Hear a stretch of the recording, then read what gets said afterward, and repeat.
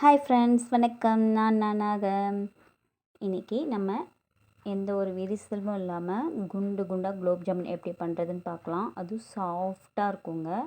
இந்த மாதிரி கண்டிப்பாக ட்ரை பண்ணி பாருங்கள். ஸ்வீட் கொஞ்சம் கம்மியாக தான் இருந்துச்சு. எங்களுக்கு நாங்கள் ஸ்வீட் அதிகமாக சாப்பிடாததுனால கம்மியாக தான் போட்டிருந்தேன். அதுக்கு ஒரு பாத்திரத்தை எடுத்து அதில் எம்டிஆர் குலோப் ஜாமுன் மிக்ஸ் பவுடரை சலித்து எடுத்துக்க போகிறேன். நல்லா இருக்கா இல்லையான்னு தெரியாதுல்ல, அதனால் சலிக்கலான்னு சொல்லி சலித்து பார்த்தேன். நல்லா தான் இருந்துச்சு. ஆனால் என்ன வேலை இருக்குது, அதனால இன்னும் நம்ம செஞ்ச வேலையை கண்டினியூ பண்ணலான்னு சொல்லி 3 பேட்சஸாக சலித்து எடுத்துக்கிட்டேங்க. நல்லா இருந்துச்சு, சாஃப்டாக இருந்துச்சு. அந்த டோ நம்ம பிசையும் போதே நல்லா சலித்து எடுத்த வாட்டி ஒரு டம்ளர் பால், குட்டி டம்ளரில் ஒரு டம்ளர் பால் எடுத்து வச்சுருக்கேன். அதை கொஞ்சம் கொஞ்சமாக ஊற்றி நல்லா எல்லா மாவுலேயும் அந்த பால் படுற மாதிரி நல்லா கலந்து விட்டுறலாம். 1 பிஞ்ச் ஆஃப் சால்ட்டும் ஆட் பண்ணிக்கோங்க. அவ்வளோதான், நல்லா அந்த பால் எல்லா மாவுலேயும் பட்டுருச்சு. இந்த ஸ்டேஜ் தான் கரெக்டு. இனிமேட்டுக்கு நம்ம பால் ஊற்றக்கூடாது. தண்ணி லைட்டாக தெளித்து பால் இருந்தால் கூட பால் ஊற்றிக்கோங்க. ஆனால் பால் எங்கள் வீட்டில் அப்போ தீந்துருச்சு. அதுக்கு மட்டும் எடுத்து வச்சுட்டு டீ வச்சுட்டேன். அதனால் நான் தண்ணி ஆட் பண்ணியிருக்கேன். கொஞ்சம் கொஞ்சமாக தெளிச்சிக்கோங்க. தெளித்து நம்மளோட சப்பாத்தி மாவு உருட்டினோம்னா கடைசியில் எந்த பதம் வரும், நல்லா உருண்டு வரும்ல, அந்த மாதிரி மாவு துளி கூட இல்லாமல் எல்லா மாவும் ஒட்டுக்கா திரண்டு வரணும். அவ்வளோதான், இந்த ஸ்டேஜ் கரெக்டு. இப்போ ஒரு குட்டியோண்டு ஒரு பீஸ் அளவுக்கு பட்டர் ஆட் பண்ணிக்கலாம். அப்படி பட்டர் இல்லைன்னா கொஞ்சமாக ஒரு 1/4 ஸ்பூன் அளவுக்கு எண்ணெய் ஆட் பண்ணி அந்த டோ நல்லா சாஃப்ட் ஆகிற அளவுக்கு பிசைஞ்சு எடுத்துக்கோங்க.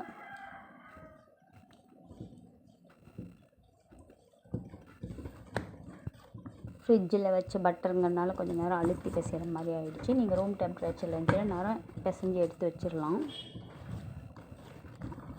அவ்வளோதான், நம்ம மாவு ரெடி ஆகிடுச்சு. இப்போ மாவு நம்ம கரெக்டான பதங்கிறது இப்போ பாருங்களேன், நம்ம விரல் வச்சோம்னா டக்குன்னு அப்படியே உள்ளே போகும். ரொம்ப ஹார்டாக இருக்கக்கூடாது. அவ்வளோதான். இப்போ நம்ம இதை ஒரு வெள்ளை துணியில் மூடி ஒரு 1/4 மணி நேரம் ரெஸ்ட்டு விட்டுடலாம். அந்த டைமில் நம்ம சர்க்கரை பாகு காய்ச்சிக்கலாம். வெள்ளைப்பாகுன்னு சொல்லிட்டேன். அவ்வளோதாங்க, அதை ரெஸ்ட் விட விட்டுட்டு இந்த பக்கம் நம்ம பாகு காய்ச்ச ரெடி பண்ணிக்கலாம். அதுக்கு ஸ்டவ் பற்ற வச்சுட்டு ஒரு பாத்திரம் வச்சுக்கோங்க. அதில் 1/2 லிட்டர் தண்ணி, உங்களுக்கு சுகர் எவ்வளோ வேணுமோ அந்த அளவுக்கு எடுத்துக்கோங்க. இவங்க பேக்கெட்டில் சொன்னது 900 மில்லி தண்ணி. ஆனால் எனக்கு 600 லிட்டர் எடுத்துருப்பேன்னு வச்சுக்கோங்களேன். 600 லிட்டர் இல்லைனா 500 லிட்டர், இந்த அளவுக்கு எனக்கு கரெக்டாக இருந்துச்சு. 500 கிராம் எந்த அளவுக்கு தண்ணி எடுக்கிறோமோ அந்த அளவுக்கு சுகர் ஆட் பண்ணணும். 500 கிராம் தண்ணினா அதே மாதிரி 500 கிராம் சர்க்கரை, 1/2 கிலோ சர்க்கரை, இது ரெண்டும் நல்லா ஆட் பண்ணி கலந்து விட்டுறலாம். அவ்வளோதான், டைல்யூட் ஆன வாட்டி நம்ம விட்டுறணும். இது கம்பி பதம் தேவையில்லை. நல்லா கொதித்து கொஞ்சம் லைட்டாக பிசு பிசுப்புன்னு வரணும்.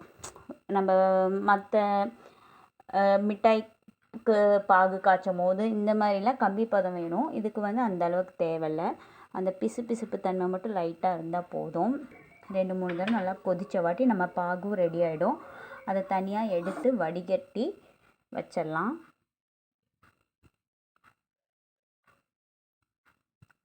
சர்க்கரையில் ஏதாவது தூசி இருந்தால் கூட நம்ம வடிகட்டும் போது அது போயிடும். அவ்வளோதாங்க, இப்போ வடிகட்டி ஆகிடுச்சு. நான் ஒரு 5 ரூபா ஏலக்காய் பேக்கெட் நல்லா நுணுக்கி அதில் போட்டேங்க. அவ்வளோதான், நம்மளோட பாகு ரெடி. இப்போ நம்ம இந்த பக்கம் வந்தோம்னா நம்மளோட மாவும் நல்லா சாஃப்டாக ரெடி ஆகிடுச்சு. இனிமேல் இதை உருட்டி பால் பண்ணி வைக்க வேண்டியது நம்மளோட வேலை. இதை ஒரு கொஞ்சம் நேரம் அப்படியே பிசைஞ்சு விட்டுட்டு ஈவனாக ஆகிற மாதிரி எடுத்து ரவுண்ட் பண்ணிடலாம். நமக்கு அந்த குலோப் ஜாமுன் ஒவ்வொருத்தர் செய்யும் போது விரிசல் விழும். அந்த மாதிரி விரிசல் விழுவுறதுக்கு காரணம் சுற்றியும் சும்மா எடுத்து அப்படியே உருண்டை பிடிக்கிறது. ஆனால் ஃபஸ்ட்டு நம்ம எடுத்ததும் மாவை நல்லா பிசைஞ்சிக்கணும் கையில். இப்போ நான் ஒரு உருண்டை பிடிக்க கொஞ்சோண்டு மாவு எடுக்கிறேன்னா அதை நல்லா கையில் பிசைஞ்சிட்டு தான், இந்த மாதிரி நல்லா பிசைஞ்சிட்டு நம்ம உள்ளங்கையில் வச்சு லைட்டாக அப்படியே தேய்ச்சிக்கிட்டே வந்தோம்னா சர்க்கிள் ஷேப் நல்லா கிடச்சிரும். அவ்வளோதான், நம்மளோட பால் ரெடி ஆகிடும். அதே மாதிரி இதை விட பெரிய ட்ரிக் என்னென்னா, நம்ம ஃபஸ்ட்டு நம்ம கையில் வச்சு நல்லா உருட்டிக்கிறோம். அதே மாதிரி உள்ளங்கையில் வச்சும் நம்ம நல்லா ஒரு ப்ரெஸ் கொடுத்துட்டு ஃபஸ்ட்டு அழுத்திட்டு அதுக்கப்புறமேலு உருட்ட ஆரம்பித்தோம்னா எந்த ஒரு கிராக்குமே இல்லாமல் நமக்கு குலோப் ஜாமுன் வந்து அப்படியே முழுசாக கிடைக்கும். எந்த ஒரு விரிசலுமே இருக்காது. ஆனால் கொஞ்சம் மெனக்கெட்டு செய்ய வேண்டியதாக இருக்கும். அவ்வளோதான். அவ்வளோதாங்க.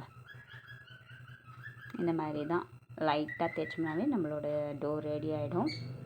நம்மளோட உருண்டை ரெடி ஆகிடும். இங்கே பாருங்கள், நல்லா ஒரு கையில் எடுத்து மாவு நல்லா பிசைஞ்சிட்டு உள்ளங்கையில் வச்சு நல்லா அழுத்தம் கொடுத்துட்டு அதுக்கப்புறம் லைட்டாக தேய்ச்சோம்னா நம்மளோட குலோப் ஜாமுன் உருண்டை விரிசல் இல்லாமல் வரும். இதுதாங்க ட்ரிக்கு. அவ்வளோதான். எல்லா உருண்டையும் பிசைஞ்சு முடித்து இப்போ நம்ம ஆயிலில் பொரிக்கவும் வந்தாச்சு. நமக்கு ஆயிலில் தேவையான உருண்டையெல்லாம் போட்டு எடுத்துட்டோம்னா நம்ம 2 பேட்சஸாக போட்டோங்க. ஃபஸ்ட்டு ஒரு பேட்ச், ரெண்டாவது ஒரு பேட்ச். அவ்வளோதான். அந்த ஒரு பேக்கெட்டோட வேலை முடிஞ்சுது. 1/2 லிட்டர் எண்ணெயிலேயே பாதி தான் ஊற்றிருந்தேன், முக்கால்வாசி ஊற்றிடுறேன்.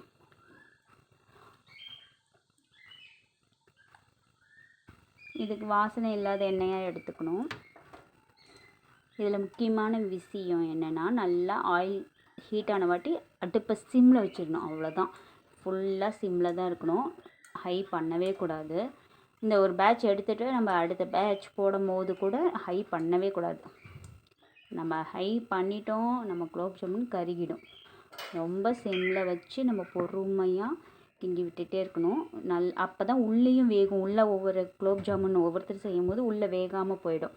அதுக்கு காரணம் நம்ம ஹையில் வச்சு நம்ம வந்து குலோப் ஜாமுன் வேக விடுறதுனால தான் அது வந்து வேக மாட்டேங்குது. உள்ளே நம்ம கம்மியாக வச்சு நம்ம வேக வச்சோம்னா உள்ளேயும் நல்லா வெந்து வரும். குலோப் ஜாமுனும் நல்லா ரவுண்ட் ஷேப்பில் கிடைக்கும். கண்டிப்பாக விரிசல் விழவே விழாது. நீங்கள் இந்த மாதிரி ட்ரை பண்ணி பாருங்கள்.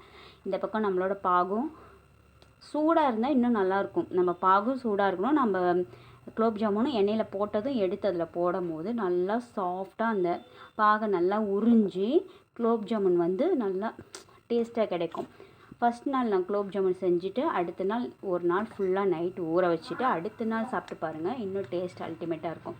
அதுவும் சாஃப்டாக எவ்வளோ சாஃப்டாக கிடச்சிருக்குது பாருங்கள். நீங்களும் இந்த மாதிரி செஞ்சு பார்த்துட்டு எப்படி வந்துச்சுன்னு கண்டிப்பாக கமெண்ட் பண்ணுங்கள். பிடிச்சிருந்தால் லைக் பண்ணுங்கள், ஷேர் பண்ணுங்கள். நெக்ஸ்ட் விலாகில் பார்க்கலாம்.